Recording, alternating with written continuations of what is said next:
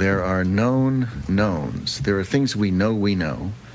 We also know there are known unknowns. That is to say, we know there are some things we do not know. But there are also unknown unknowns. The ones we don't know, we don't know.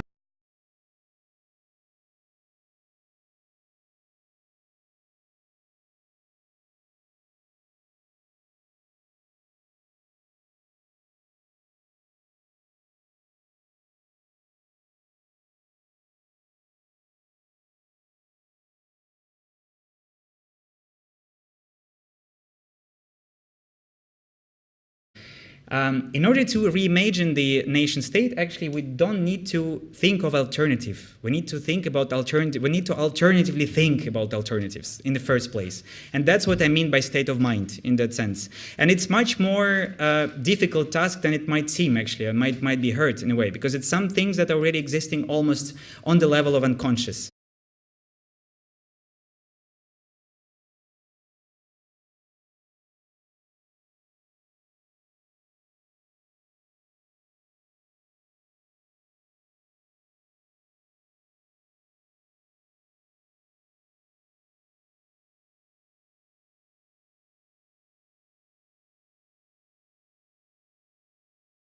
This painting, for example, represents one of the most Xenic moments of Odyssey, of the Homeric masterpiece, where you see the person who is begging, actually, the King Priam, the king of Troy, who came to beg for the body of Hector, of his fallen son, to be given to him by Achilles.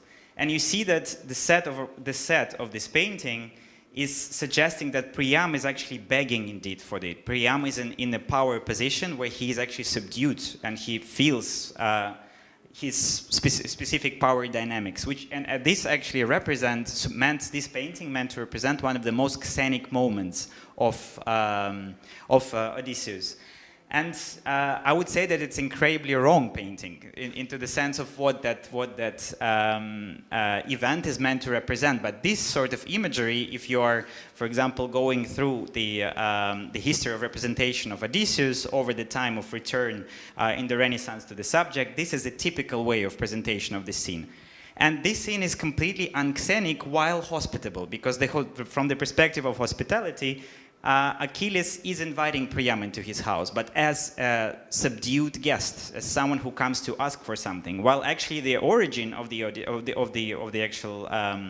Odyssey, if you actually read also the Odyssey, Priam was invited by Achilles to join him in his quarters and was offered food and was offered lodging without any idea or the form of subdued power relations beyond that particular space. And that's what Xenic space, and that's how Xenic space differentiates from the hospitable place, or place of hospitality.